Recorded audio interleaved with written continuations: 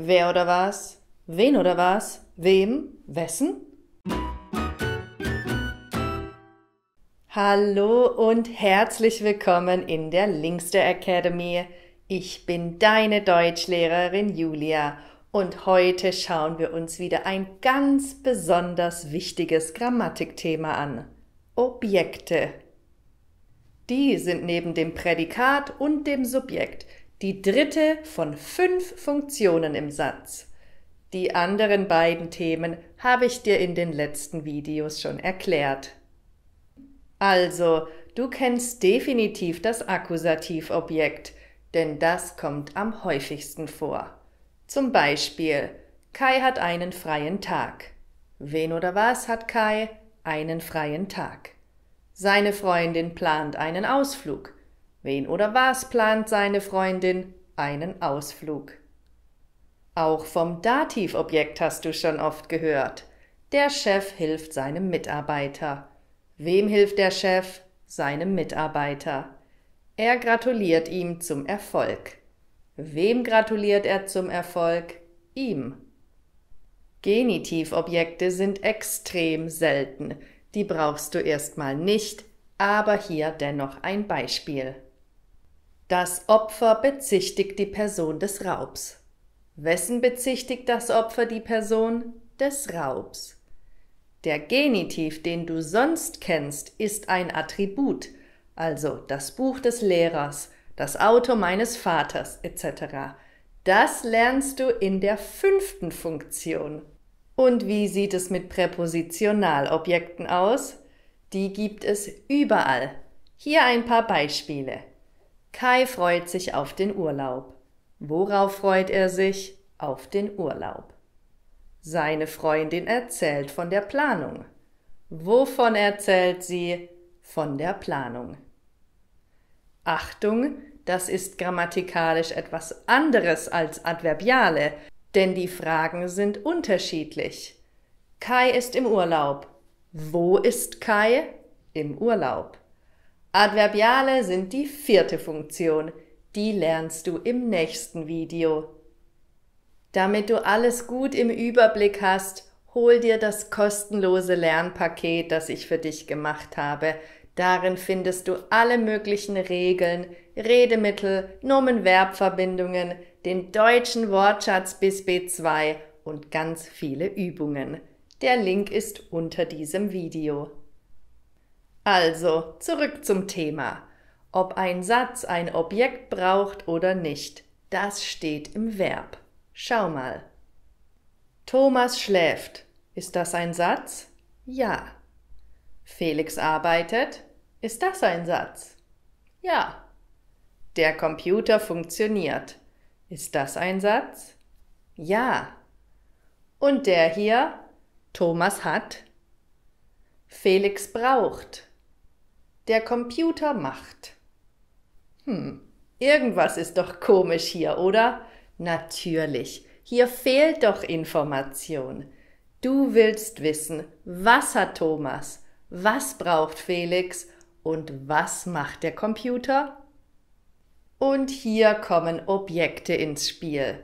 Thomas hat ein gemütliches Sofa, Felix braucht einen neuen Bildschirm und der Computer macht komische Geräusche. Jetzt sind die Sätze komplett. Was heißt das? Ein Verb braucht ein Objekt oder auch nicht. Das weißt du normalerweise, wenn du das Verb anschaust, denn in deiner Muttersprache funktioniert das wahrscheinlich ganz ähnlich. Die letzten 3 Beispiele waren Verben mit Akkusativobjekt. Das ist das häufigste Objekt. Die Frage ist immer und nur, wen oder was. Wen für Menschen, was für Dinge. Wichtig, suche immer zuerst das Prädikat im Satz, also das Verb, dann das Subjekt mit der Frage wer oder was und erst dann suchst du nach Objekten. Warum? Die Frage was kann für Subjekte und Objekte sein. Und weil die deutsche Sprache einen flexiblen Satzbau hat, kann man das ganz leicht verwechseln. Es gibt im Prinzip in jedem Satz ein Subjekt, aber nicht in jedem Satz ein Akkusativobjekt. Daher nochmal: Prädikat, Subjekt, Objekt. Okay? Schauen wir uns als nächstes das Dativobjekt an. Frage: Ist das ein Satz? Steffi gratuliert oder Alexander dankt? Ohne Kontext nicht, denn du fragst dich, wem gratuliert Steffi? Wem dankt Alexander? Steffi gratuliert ihrer Freundin und Alexander dankt seiner Mama. Nochmal die Frage: Sind das Sätze? Steffi gratuliert ihrem Kaffee. Alexander dankt seinem Fenster. Hä? Okay, grammatikalisch sind sie richtig, aber ergeben sie Sinn? Natürlich nicht. Aber warum? Der Kaffee und das Fenster sind keine Menschen. Und die Frage für das Dativobjekt ist immer und nur wem, nicht wem oder was. Dativobjekte sind hauptsächlich für Menschen oder für Tiere. Es gibt natürlich ein paar Ausnahmen, zum Beispiel Rauchen schadet der Gesundheit, aber das sind nur sehr wenige. Wir benutzen etwa 40 Dativverben, das ist sehr, sehr wenig im Vergleich zu den Verben mit Akkusativobjekt. Du findest die Liste der Dativverben in meinem Gratis-Lernpaket in der Beschreibung unter diesem Video. Übrigens, es gibt Verben, die beide Objekte brauchen. Ich schenke dir ein Lernpaket. Lass uns das mal analysieren. Prädikat: schenke. Wer oder was schenkt? Ich. Das ist das Subjekt. Wen oder was schenke ich? Ein Lernpaket. Das ist das Akkusativobjekt. Und wem schenke ich ein Lernpaket? Dir. Das ist das Dativobjekt. Nochmal: Wenn das Objekt ein Mensch oder eine Sache sein kann, ist es wahrscheinlich ein Akkusativobjekt. Wenn es aber nur ein Mensch oder Tier sein kann, dann ist es wahrscheinlich ein Dativobjekt. Gut, oder? Ganz kurz noch zum Genitivobjekt. Die Frage ist, wessen plus Verb. Wessen gedenkt Paul? Paul gedenkt seines verstorbenen Großvaters. Die Verben gedenken, bezichtigen, bedürfen brauchen Genitivobjekte. Aber das sind Verben auf dem C-Niveau und sie werden nur sehr selten benutzt. Daher sind sie für dich nicht so wichtig wie die anderen 3 Objekte. Die Frage wessen kannst du auch für das Genitivattribut fragen. Wessen Jacke ist das? Das ist die Jacke meiner Schwester. Wessen Auto steht vor meiner Garage? Das Auto meines Freundes. Nach dem Nomen steht das Genitivattribut. Das sind Kombinationen von Nomen. Die haben nichts mit dem Genitivobjekt zu tun, okay? Aber auch das lernst du in der 5. Funktion. Und zum Abschluss kommen wir zu einem Objekt, das du in sehr vielen Sätzen findest, aber wahrscheinlich nie als Objekt identifiziert hast. Auch im Deutschkurs wird das nicht so klar als Objekt definiert. Aber du bist ja hier in der Linkster Academy und ich bin Linguistin, daher lernst du dieses Thema nun im Detail. Schau dir mal dieses Beispiel an. Michael wartet auf den Bus. Was fragen wir hier? Worauf wartet Michael? In der Umgangssprache fragt man auch, auf was wartet Michael? Viele denken deshalb, dass das ein Akkusativobjekt ist, aber das ist es nicht.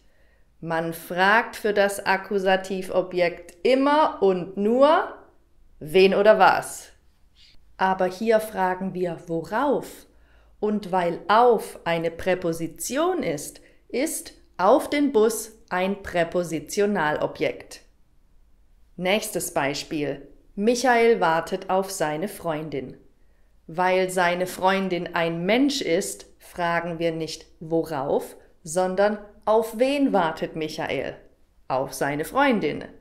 Wenn du nicht weißt, worauf oder auf wen Michael wartet, fragst du erstmal, worauf wartest du?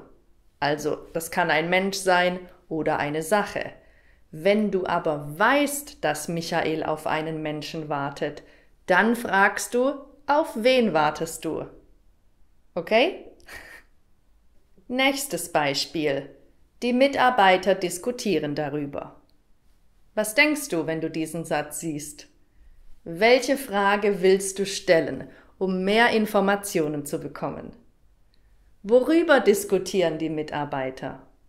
Über den Projektplan. Petra freut sich darauf. Worauf freut sie sich? Auf ihre Hochzeit. Dafür bedanke ich mich. Wofür bedankst du dich? Für die Blumen. Michael ärgert sich über das schlechte Wetter. Worüber ärgert er sich? Über das schlechte Wetter. Michael ärgert sich über seinen kleinen Bruder. Achtung, der kleine Bruder ist ein Mensch, deshalb über wen ärgert sich Michael? Über seinen kleinen Bruder. Was schließt du aus diesen Beispielen? Präpositionalobjekte gibt es nur, wenn ein Verb eine bestimmte Präposition braucht. Zum Beispiel an etwas oder jemanden denken, für etwas oder jemanden kämpfen, abhängen von, sich beschweren bei, nach etwas fragen. Achtung, wichtig! Worauf wartest du und wo wartest du sind grammatikalisch zwei komplett unterschiedliche Themen. Schau mal auf die Antwortmöglichkeiten. Ich warte auf den Bus, auf das Essen, auf meinen Sohn, auf besseres Wetter und auf ein höheres Gehalt. Wo wartest du? Im Bus, auf dem Sofa, neben dem Gebäude, unter dem Tisch und zwischen den zwei Autos. Siehst du den Unterschied? Schau mal genau hin. Ein Präpositionalobjekt ist ein Verb mit einer bestimmten Präposition. Aber ein Adverbial kann viele Präpositionen haben, denn es geht ja hier um einen Ort. Präpositionalobjekte antworten auf Fragen wie worauf, womit, wofür, wobei etc.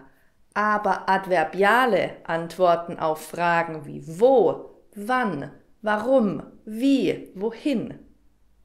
Aber beide Themen haben gemeinsam, dass Präpositionen als einzelne Wörter einen bestimmten Kasus brauchen, zum Beispiel den Akkusativ, den Dativ oder den Genitiv.